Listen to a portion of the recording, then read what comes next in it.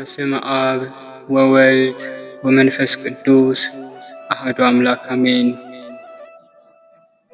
እንኳን ለሊቀ መላኩ ለቅዱስ ገብርኤል ወርሃዊ መታሰቢያ በዓል እንደዚሁም በዚህች ዕለት ታስበው ለሚውሉ ቅዱሳን ዓመታዊና ወርሃዊ በዓላቸው በሰላምና በጤና አደረሳችሁ አደረሰን።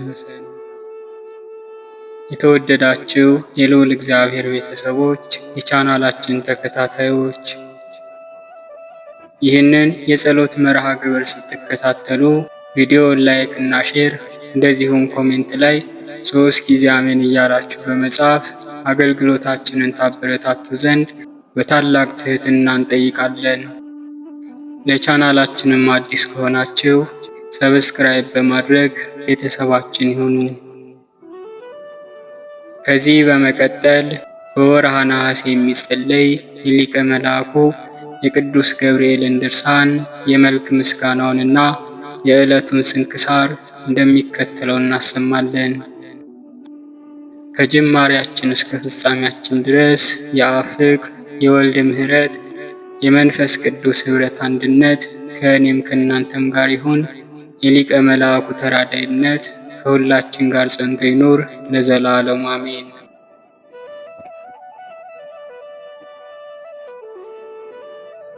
ድርሳነ ገብርኤል ዘነሐሴ።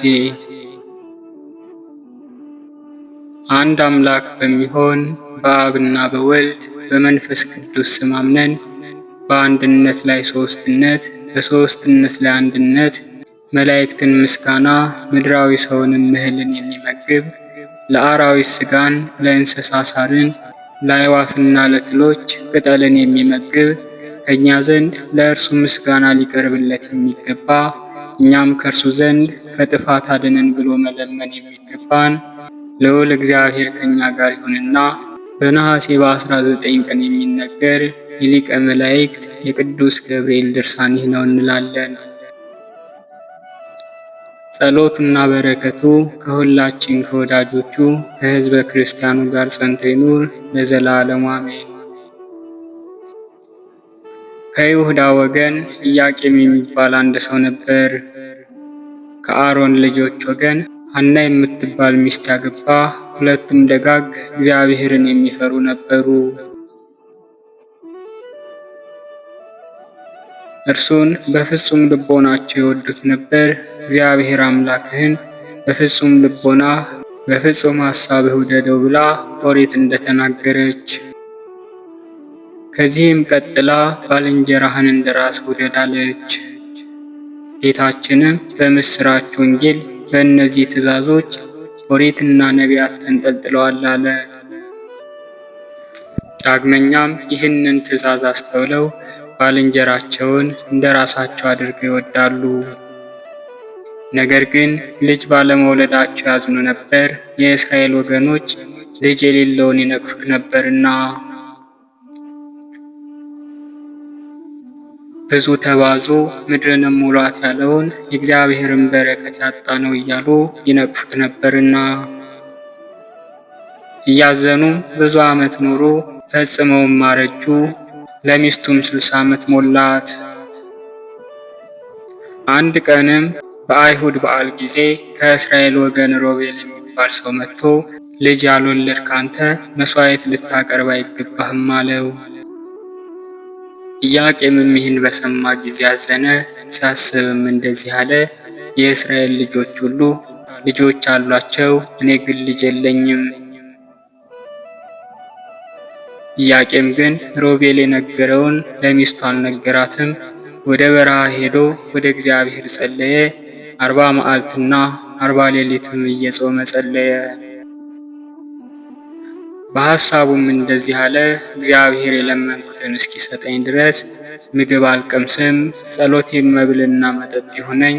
ሚስቱ ልጅ ይሰጣት ዘንድ ወደ እግዚአብሔር ታለቅስ ታመለክት ጀመር።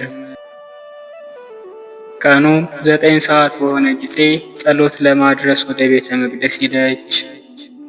ስትሄድም ረጅም እንጨትና በውስጡም ወፎች ከግልገሎቻቸው ጋር እየጮሁ አገኘች።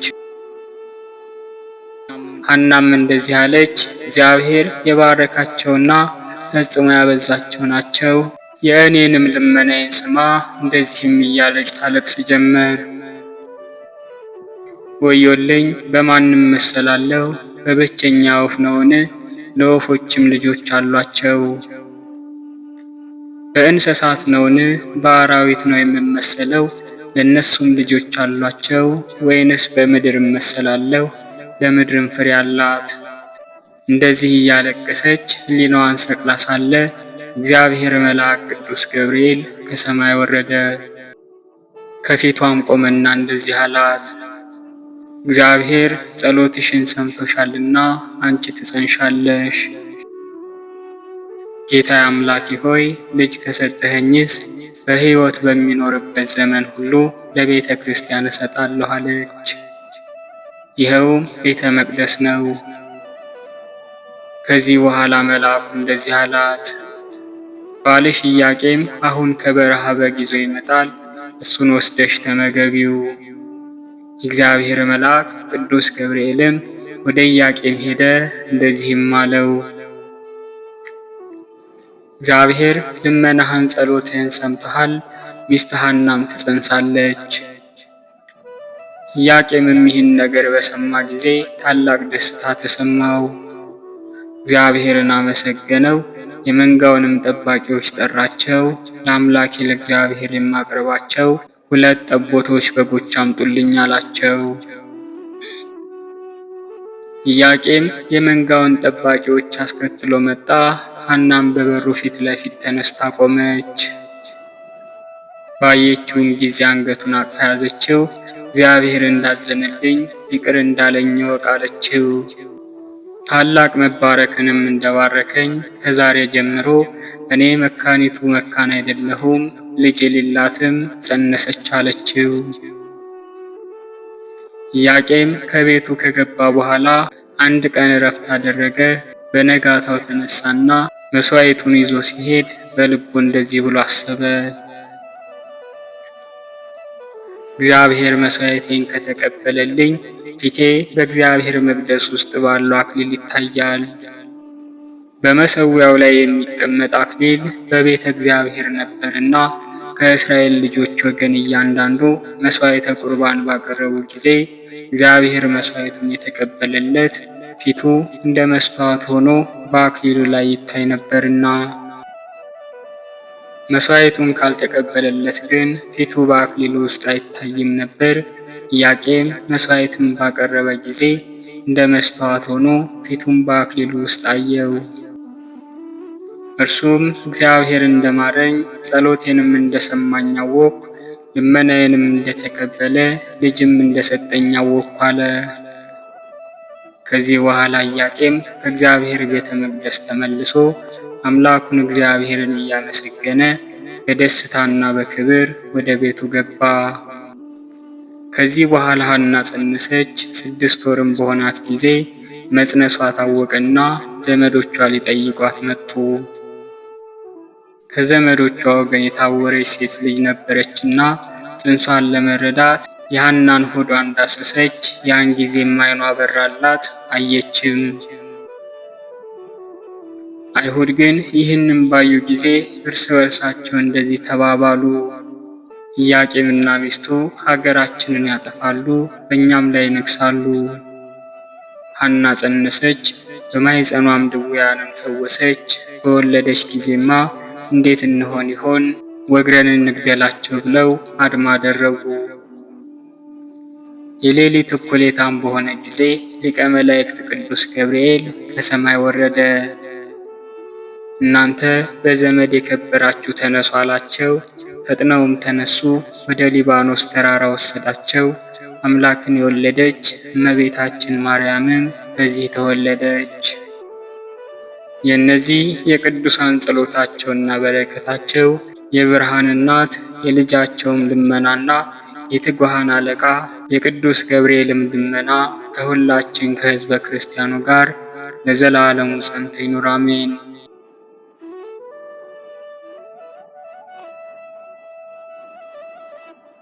የሊቀ መላእክት የቅዱስ ገብርኤል ታምር ይህ ነው።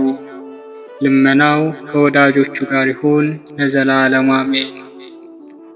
በሊቀ መላእክት በቅዱስ ገብርኤል ቤተ ክርስቲያን ውስጥ አንድ ኤጲስቆጶስ ነበረ። ለበዓል አገልግሎት ባደረገ ጊዜ ታላቅ ቅዳሴ አደረገ። የተሰበሰቡትም ሕዝብ አብረውት ነበሩ። እርሱም በእግዚአብሔር ቃል ምክርና ተግሣጽን ያስተምራቸው ነበር። የሊቀ መላእክት የቅዱስ ገብርኤልንም ክብር ይነግራቸው ነበር። ለሊቀ መላእክት ገብርኤል ለጌትነቱ ክብር የሚገባውን ሲያነቡ ሳሉ ያን ጊዜ በሰይጣን ማሰሪያ የታሰረና የቆሰለ አንድ ሰው ይዘው መጡ። በሊቀ መላእክት በቅዱስ ገብርኤል ቤተ ክርስቲያን ውስጥ ባገቡት ጊዜ በሁለቱ አዕማድ መካከል አግብተው አኖሩት። ከዚያውም እንደወደቀ ትተውት ሄዱ። ባመሰገኑና ልዩ በሆነ የሦስትነት የሰላም እጅ መነሳሳትን በፈጸሙ ጊዜ እርኩስ መንፈስ ያደረበት ሰው ካለበት ቦታ በሰቀላ ውስጥ ወደ ቆሙት ወደ ምሰሶዎቹ በተመለከቱ ጊዜ ድውዩ ግን ከምሰሶዎቹ ስር በምድር ላይ ወድቆ ነበር። ያም በሽተኛ ደዌ የጸናበት ጥምልምልም የሆነ ሰው ከዚያ ዘይት ተቀባ። በዚያችም ሰዓት ከበሽታው ዳነ። ተነስቶም በእግሩ ቆመ።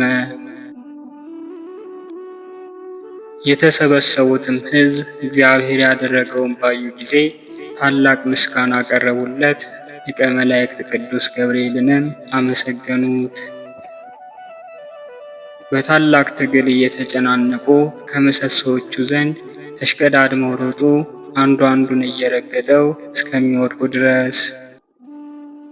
ጋኔን ያደረበት ያመጻጉ ሰው እንደ ፈረስ እየሮጠ ከመካከላቸው ተነስቶ ሄደ። እርሱን ያዩ ሰዎች ሁሉ አደነቁ። መላእክትን የፈጠረ እግዚአብሔርንም አመሰገኑ። ሊቀ መላእክት ቅዱስ ገብርኤልንም አመሰገኑ። በጥምቀት የተወለድነውን ሁላችንንም በበረከቱ ይጠብቀን ለዘላለሙ አሜን። የሊቀ መላእክት የቅዱስ ገብርኤል ሁለተኛው ተአምር ይህ ነው። ጸሎቱና በረከቱ ከሁላችን ጋር ጸንቶ ይኑር ለዘላለሙ አሜን። ሰማዕት ጢሞቴዎስም ቁልቁልያኖስን ለርኩስ ጣዖት አልሰግድም ባለው ጊዜ ሥጋውን የወይን እንጨቶች ቅጥራንና ድኝ ቀብተው ከእሳት የጥሉት ዘንድ አዘዘ። እንደታዘዙም እንደዚሁ አደረጉበት። ያን ጊዜ ሊቀ መላእክት ቅዱስ ገብርኤል ከሰማይ ወደ እርሱ ወረደ። ከዚህም መከራ በብርሃናዊ ክንፉ ጋርዶ አዳነው። ልመናው ከእኛ ጋር ይሁን ለዘላለሙ አሜን። የሰማዕትነት አክሊል የተቀበለ ሰማዕት ጢሞቴዎስን ከእሳት ውስጥ በገባ ጊዜ በክንፈ ያዳንከው ረዳት ሳትሻ የተበደሉትን የምትረዳ ቅዱስ ገብርኤል ሆይ ተአምራትህንና የታወቀ ቸርነትህን የሚያደንቅ ዘንድ ከሚገፉ የተገፋው እኔን አድነኝ። በሊቀ መልአኩ በቅዱስ ገብርኤል የበዓሉ መታሰቢያ ቀን የሚጸለይ የመልክ ምስጋናው ይህ ነው። መልክዓ ገብርኤል። ሰላመ ገብርኤል እግዚአብሔር ሆይ ስለ ማርያም ክብር የቀረበውን የገብርኤልን ሰላምታ አምልቼ አጉልቼ አይደለ በችሎታዬ መጠን እናገር ዘንድ የማስተዋል መጽሐፍ ልቦና ስጠኝ። ፈጣሪ ሆይ አንደበቴ ሙሴ መናገር የማይችል ኮልታፋ እንኳን ቢሆን ጥበብን የሚገልጽ ምስጢርን የሚያስተረጉም ጰራቅሊጦስ አሮን አንደበት ይሁነኝ። ሰላም ለተፈጥሮትከ ገብርኤል ሆይ የስሙ ትርጓሜ የማይመረመር ካለመኖር ማለትም ከኢምንት ግብር በቀዳማዊ የእሁድ ሰዓተ ሌሊት ለተከናወነ ስነ ተፈጥሮ ሰላም እላለሁ። ገብርኤል ሆይ ማኅተሙ የአይሁድ ንጉሥ ይህ ነው የሚል የሕፃኑ ኢየሱስና የእናቱ የማርያም መልክዓ ስዕል የተሳለብህ የበለዓም የራእዩ ኮከብ የልደት ሐዋርያ አንተ ነህና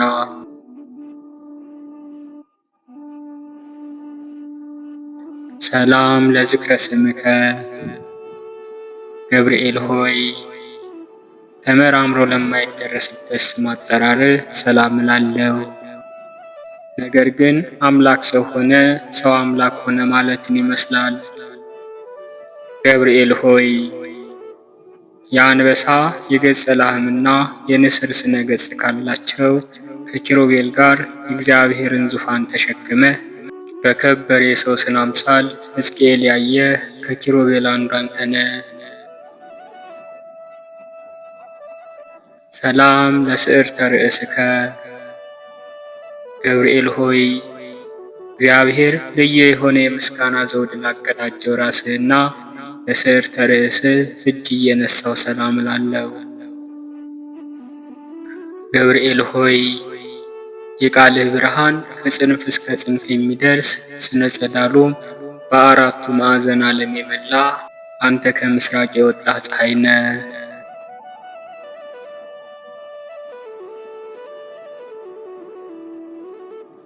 ሰላም ለገጽከ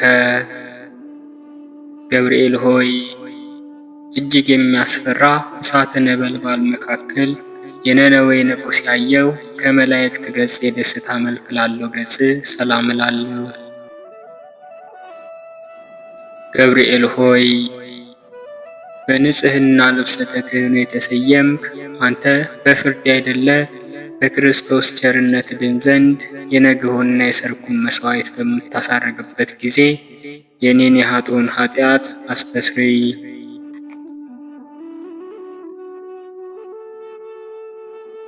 ሰላም ለቀራንብቲከ ገብርኤል ሆይ እንቅልፍ ለማይፈታተናቸው ለዓይኖች ቀራንብትና ዓለምን በብርሃናቸው ለሚያገለግሉ ከዋክብት ዓይኖች ሰላም እላለሁ። ገብርኤል ሆይ አንተም የሰላም እረፍትን ትሰጠን ዘንድ ትጋ። ቅዱስ ሚካኤል ለሙሴ ጠባቂ ሆኖ በተሾመ ጊዜ ታላቁን የኤርትራን ባህር ከፍሎ አሻግሮታልና። ሰላም ለአይዛኒከ ገብርኤል ሆይ የአብ አካላዊ ቃለ መሳክወ ብርሃን ለሚሆኑ ጆሮች ሰላም እላለሁ። የውበታቸው ጸዳል የበረሃ አበባ ለሚመስለውን ጉንጮች ሰላም እላለሁ።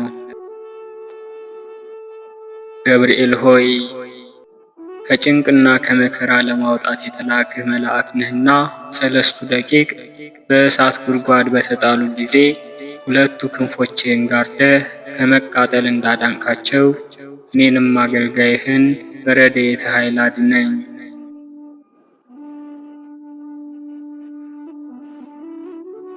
ሰላም ለአዕናፊከ ገብርኤል ሆይ በጎ መዓዛ ያለው ሽቱ መመንጫ ለሆኑ አፍንጫዎች ሰላም እላለሁ። የንጽህና የቅድስና መገኛ ለሆኑ ከንፈሮችህም ሰላም እላለሁ። ገብርኤል ሆይ ለሐና ልጅ ለማርያም ደስ የሚያሰኝ ምስራች እንዳበሰርካት ለእኔም የምጸድቅበትን የምድንበትን የምስራች አብስረኝ። የመልካም ምስራች ማብሰር ለአንተ ክፍልህ ነውና። ሰላም ለአፉከ ገብርኤል ሆይ ተጠራጣሪው ዘካርያስን ለገሰጸው አፍ ሰላም እላለሁ። ደስታንና ፈገግታን ለሚያሳዩ የዕንቁ ባህሪ ላላቸው ጥርሶችህም ሰላም እላለሁ። ገብርኤል ሆይ ባህሪ ከኢዮብ መንፈስ ባህሪ የተመሳሰለ የዝምታ መልአክ ነህና አመፃን እንዳይናገር ለአፌ ጠባቂ ሆነው ለከንፈሬም የትዕግስት መዝጊያ በጅለት። ሰላም ለልሳንከ ገብርኤል ሆይ ማኅተመ ባህሪው ቃልህ ለሚሆን አንደበትህ ሰላም እላለሁ። የባቢሎንን የእሳት ውዕየት ወደ ቀዝቃዛነት የለወጠ ለእስትንፋስህ ጠልም ሰላም እላለሁ። ገብርኤል ሆይ ጻድቃኖችን ሁሉ ለመርዳት የታመንክ ነህና አስቀድሞ ቂርቆስንና እናቱ ኢየሉጣን እንዳዳንካቸው እኔንም የመከራ ቁስል እንዳይጠዘጥዘኝ ከእሳት ነበልባል አድነኝ። ሰላም ለጉርኤከ የሚያስደስት ጣዕመ ዜማ መፍለቂያ ለሆነው ጉሮሮ ሰላም እላለሁ። ዳግመኛም በንጽሕና ሀብል ባጌጠ አንገትህ ሰላም እላለሁ። ገብርኤል ሆይ ከላይ ከሰማይ ተልከ ወደ ማርያም በወረደህ ጊዜ እግዚአብሔር ቃል ያለ ድካምና ያለ ችግር ከሥጋዋ ሥጋ ከነፍሷ ነፍስ ነስቶ በማኅፀኗ አደረ። የልዑልም ኃይል በሚያስደንቅ ግርማ ጠበቃት ጋረዳትም።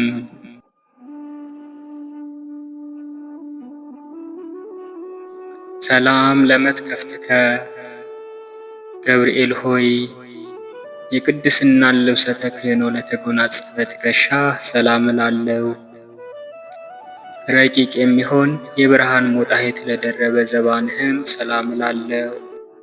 ገብርኤል ሆይ በጎ ነገር ለመናገር ለመጻፍ እችል ዘንድ የድርሰትን መንፈስ አሳድርብኝ። ዕዝራ ኡራኤልን አጥብቆ በለመነው ጊዜ ምስጢርን የሚገልጽ መንፈስ በእሳት ጽዋ ግቶታልና። ሰላም ለእንግድአከ ገብርኤል ሆይ ስነ ባህሪው ለማይመረመር ደረትህ ሰላም እላለሁ። ጻድቃኖች የሚጠለሉበት ለክንድ ስፋትም ሰላም እላለሁ። ገብርኤል ሆይ እግዚአብሔር ብቻውን ቢያውቅ እንጂ ስለ አንተ ተፈጥሮ ማንም ሆነ ማን አስቦ የሚደርስብህ የለም። ባህሪህም እንዴት እንደሆነ መርምሮ የሚያውቅ የለም። ሰላም ለአይዳዊከ ገብርኤል ሆይ እግዚአብሔር በመለኮታዊ ችሎታ አስተባብሮ ለፈጠራቸው ለእጆችህና ለሁለቱ ረቂቃን ወርቾችህ ሰላም እላለሁ። ገብርኤል ሆይ የክርስቶስና የወላጅ እናቱ ሐዋርያ አንተ ነህና እሳቱ ከማይጠፋ ትሉ ከማያንቀላፋ የኩነኔ ጉድጓድ መንጭቀህ አውጣኝ። ሰላም ለኩርናእከ ገብርኤል ሆይ ከዳራና ከቂሮስ እስከ ክርስቶስ መወለድ ያለውን ዘመን መጥኖ የከነዳ ክንድህንና ወደ ኩርናህ ሰላም እላለሁ። ገብርኤል ሆይ ያዘኑትን የምታረጋጋ ጻድቃንን የምትጎበኛቸው አንተ ስለሆንክ ሐዘንን የሚያስረሳ የደስታ ወይን አጠጣኝ። ላዘኑ ለተከዙም ወይን ያጠጣቸው ዘንድ ሕግ ተሰርቷልና።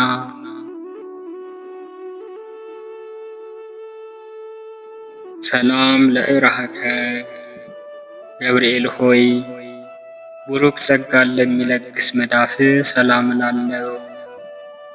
የክቡር መልአክ ጣቶች ለሚሆኑ ነበልባላዊ ጣቶችህም ሰላም እላለሁ። ገብርኤል ሆይ ወደ እውነተኛው አምላክ አደራ አስጠብቀኝ። በዚህ ዓለም ጠዋት የተናገረውን ማታ የሚደግም ዘመድ ወይንም ወዳጅ አይገኝምና።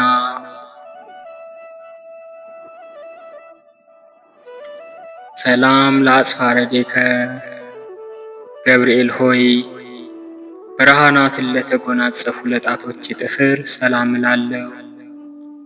በሁለት እሳታውያን አክናፍ ላሸበረቁ ጎኖችህም ሰላም እላለሁ። ገብርኤል ሆይ ስለ እኔ ሕይወቱን አሳልፎ የሰጠውን ፈጣሪ በአርአያህና በአምሳል የፈጠርከውን እንዴት ታጠፋዋለህ? አሳምረህ ያነጽከውንስ ሕንፃ ለምን ታፈርሰዋለህ? እያልክ ማልድልኝ። ሰላም ለከርስከ ገብርኤል ሆይ ምግቡ የምስጋና ጣዕመ ኅብስት ለሆነ ሆድህ ሰላም እላለሁ። የሦስቱ ሕዋሳት አካል መሥዋዕት ለሆነው ጽሩይ ልቦናህም ሰላም እላለሁ። ገብርኤል ሆይ ስለዚህም አንተ የሕያዋን ሕያው ነህ፣ ሰው ግን ይሞታል፣ ወደ መሬትነቱም ይመለሳል፣ ሕይወቱም እንደ ጢስ በና ትጠፋለችና። ሰላም ለህሊናከ ገብርኤል ሆይ ምስጋናን በዝማሬ ድምፅ ለሚያሰማ ለሚያመሰግን ሕሊና ሰላም እላለሁ። የሥጋዊ ባሕሪ ክፍለ አካል ግን በባሕሪህ የሌለ ነው። ገብርኤል ሆይ የደህንነት መልአክ ነህና እኔን አገልጋይህን ከችግር አውጣኝ።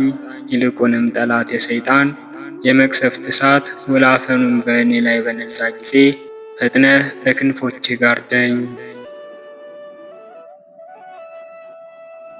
ሰላም ለአማውቲከ ገብርኤል ሆይ ለሚጠሩት ፈጥኖ የሚሰማ ሩሩ እሳታዊ ነበልባላዊ አንጀትህን ሰላም እላለሁ። ገብርኤል ሆይ አንተ በሁሉ ዘንድ አሸናፊ ነህ። አንተ በእግዚአብሔር ዘንድ መሥዋዕትን የሚያሳርጉ የካህናተ ሰማይ ሱራፊ ጓደኛ ነህና ምናልባት ቅዱስ ሚካኤል ቢስተካከልህ እንጂ እንዳንተ ማን አለ? ሰላም ለህንብርትከ ገብርኤል ሆይ ስነ ባህሪው ረቂቅ ለሆነ ህንብርት ሰላም እላለሁ። በብሩህ መብረቅ የተሸለመ ነበልባላዊ ወገብህንም ሰላም እላለሁ። ገብርኤል ሆይ እኔ ልበ ክፉ አፈ ጻድቅ ስሆን ንስሐ ሳልገባ በከንቱ ሞት ይሆንን? እባክህ ቁርጡን ንገረኝ። ሰላም ለአቁያጽከ ገብርኤል ሆይ በሰማያዊ አምላክ ፊት ዘወትር ተንበርክከው ለሚሰግዱ ጉልበቶችህና ለአቁያጾችህ ሰላም እላለሁ። ገብርኤል ሆይ ስንፍናን የምታወግዝ የእውቀት ባለቤት እንደመሆንህ በዘመንህ ጥበብ በሰነፎች ልቦና አዳራሽ ሰራች፣ ለአዳራሿም 7 አዕማድ አቆመችላት። ሰላም ለአይጋሪከ ገብርኤል ሆይ ተውላጠ ስሙ ብልጣሶር ለሚባል በነቢዩ በዳንኤል ፊት በመገለጽ በኤፍራጥስ ወንዝ ዳርቻ ለቆሙ እግሮቼ ሰላም እላለሁ። ገብርኤል ሆይ ከቀድሞ ጀምሮ ያዘኑትን የምታረጋጋ አንተ ነህና በመከራና በጭንቀት በባቢሎን የሚኖሩ የእስራኤልን ከምርኮ መመለስ ለዚሁ ነቢይ በሕልሙ ነገርከው።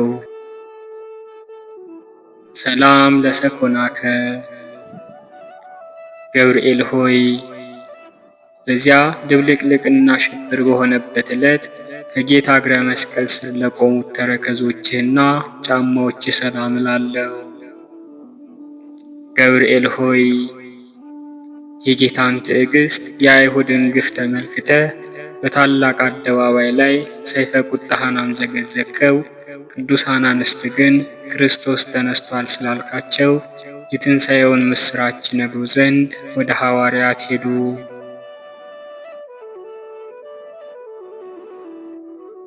ሰላም ለአጻብዒከ ገብርኤል ሆይ በእግሮችህ ላይ ለሚያበሩ 10 ጣቶች ሰላም እላለሁ። በብርሃንነትና በነጸብራቅነት ለሚተባበሩ ጥፍሮችህም ሰላም እላለሁ። ገብርኤል ሆይ የትህትናና የጽድቅ መምህር እንደመሆንህ መጠን በየዕለቱ በጎ በጎ ነገር አስተምረኝ። በኃላፊ ንብረቱ የሚመካና በሀብቱ ብዛት የሚተማመን የሰው ዘመድ ሁሉ ሐሰተኛ ነውና። ሰላም ለቆምከ ገብርኤል ሆይ የማረጋጋት የደስታ መገኛ ለሆነው አካል ቆምህ ሰላም እላለሁ። ከፍጥረተ ዓለም እስከ ዛሬ ድረስ በሕያውነት ላለ ስነ መልክህም ሰላም እላለሁ። ገብርኤል ሆይ በየጊዜው የዘመኑን መድረስ አስረዳኝ። ልቦና እስራኤል ከፋርስ ምርኮኝነት ነፃ እስከሚወጣበት ድረስ ዳግመኛም ምድረ ርስት የምገባው መቼ ነው እያልኩ አስባለሁና። ገብርኤል ሆይ ከሰው ወገን ከቶ ጠዋትና ማታ እንደኔ ሐዘንና ትካዜ የሚበዛበት የለም። ከመላእክትም ወገን እንዳንተ ያዘኑትን የሚያረጋጋ የለም። ገብርኤል ሆይ ስለዚህ እኔም አውቄ እናንተን አምኜ ይህንን ያቀረብኩልህን ጸሎት እንደ ትልቅ ዋጋ ቆጥረህ የማረጋጋትን ቃል አሰማኝ። የመላእክት አለቃ ገብርኤል ሆይ ሰላም ላንተ ይሁን። የጥንቱን የመዳን ተስፋ በመስበክ አዲስ የምስራች ዜና ለመናገር በክብር ወደ ድንግል ማርያም ተላክህ። ገብርኤል ሆይ ሰላም እልሃለሁ። የኤልሳቤጥ ልጅ ዮሐንስ ከተጸነሰ በኋላ ለዳዊት ልጅ ምስራች ትነግር ዘንድ ወደ ገሊላ ምድር የተላክህ ገብርኤል ሆይ ሰላም እልሃለሁ። ገብርኤል ሆይ ሰላም ላንተ ይሁን። ድንግል ማርያምን ቃልህ ሰላም ላንቺ ይሁን ባላት ጊዜ ከሥጋዋ ሥጋ ከነፍሷ ነፍስ ነስቶ ያን ጊዜ መለኮት ከሷ ሰው ሆነ። ገብርኤል ሆይ ሰላም ላንተ ይሁንና ድንግል ማርያምን ተፈሥሒ ደስ ይበልሽ ባልካት ጊዜ መንፈስ ቅዱስ ሥጋዋን አነጻ፣ የልዑል ኃይልም ጋረዳት። ድንግል ማርያምና ሕፃኑ ልጇ ኢየሱስ ክርስቶስ ካሉበት ምድረ ይሁዳ እስኪደርሱ ድረስ ሰብአ ሰገልን በኮከብ ምልክት የመራሃቸው ገብርኤል ሆይ ሰላም እልሃለሁ። ገብርኤል ሆይ ለድንግል ደስታን በተመላ ቃል ሰላም ባልካት ጊዜ መለኮት ከሥጋዋ ሥጋ ከነፍሷ ነፍስ ነስቶ ሰው ሆነ።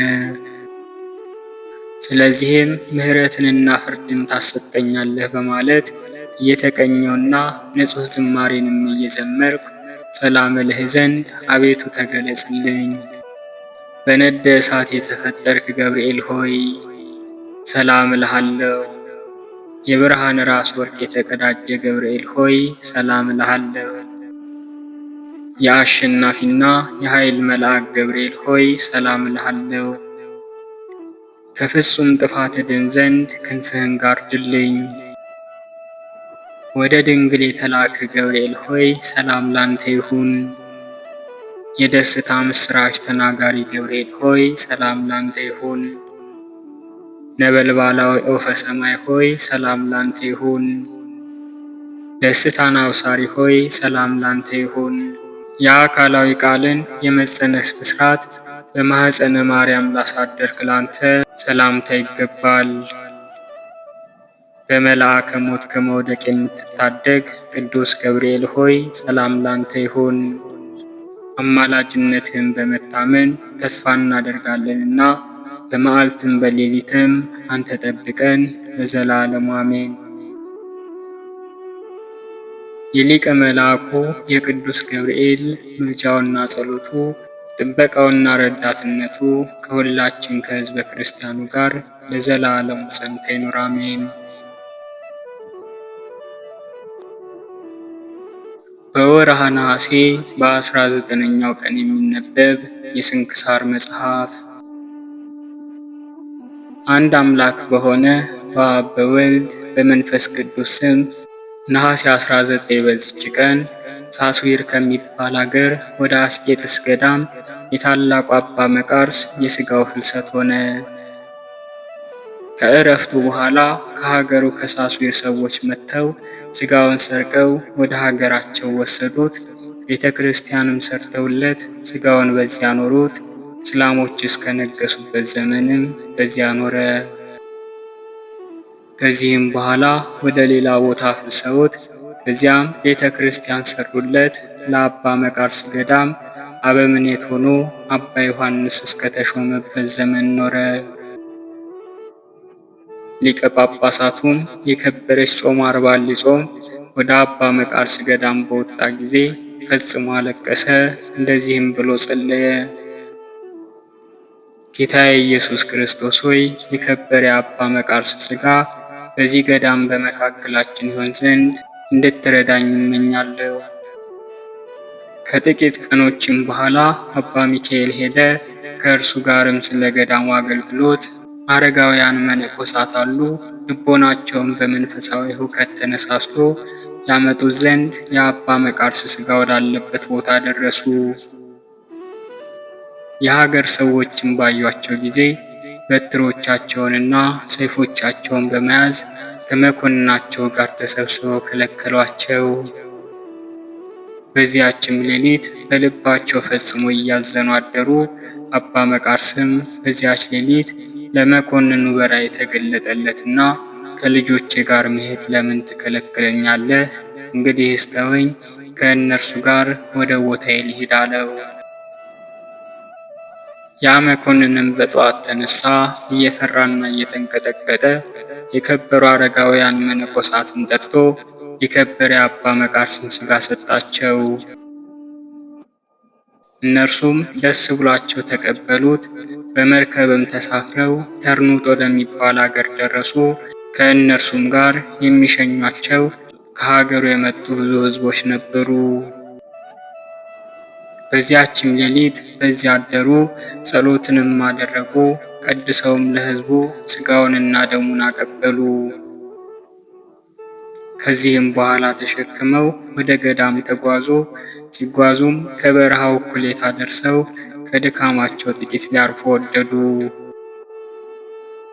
አባ ሚካኤልም የከበረ አባታችን የአባ መቃርስን ሥጋ የምናሳርፍበትን እግዚአብሔር እስከገለጠልን ድረስ እንደማናርፍ ሕያው እግዚአብሔርም ብሎ ማለ። ከዚህም በኋላ የከበረ የአባ መቃርስን ሥጋ የተሸከመ ግመል ወደ አንድ ቦታ ደርሶ በዚያ በረክ አለ። የከበረ የአባ መቃርስ ሥጋ ያለበትንም ሳጥን ይጥል ዘንድ በራሱ ወዲያና ወዲህ ይዞር ጀመር። አረጋውያን መነኮሳትም እግዚአብሔር የፈቀደው ያ ቦታ እንደሆነ አወቁ። እጅግም አደነቁ፣ እግዚአብሔርንም አመሰገኑት። ያም ቦታ እስከ ዛሬ ድረስ የታወቀ ነው። ወደ ገዳሙም በቀረቡ ጊዜ መነኮሳቱ ሁሉም ወጡ። ወንጌልና መስቀሎችን ይዘው መብራቶችን እያበሩና እየዘመሩ እያመሰገኑም ወደ ቤተ ክርስቲያን እስካስገቡት ድረስ በታላቅ ክብር በራሳቸው ተሸክመው ወሰዱት። እግዚአብሔርም በዚያች ሌሊት ተአምራትን አደረገ። ለእግዚአብሔር ምስጋና ይሁን። እኛንም በከበሩ አባቶቻችን ጸሎት ይማረን፣ በረከታቸውም ይድረሰን ለዘላለሙ አሜን። በዚች ቀን የአልዓዛር ልጅ የፊንሐስ መታሰቢያው ነው። በረከቱ ከእኛ ጋር ትኖር ለዘላለሙ አሜን። አነሳስቶ ላስጀመረን አስጀምሮም ላስፈጸመን ለልዑል እግዚአብሔር ምስጋና ይሁን። የሊቀ መልአኩ የቅዱስ ገብርኤልም ጥበቃ ከሁላችን ጋር ጸንቶ ይኑር ለዘላለሙ አሜን። ወስብሐት ለእግዚአብሔር ወለወላዲቱ ድንግል ወለመስቀሉ ክቡር። ይቆየን።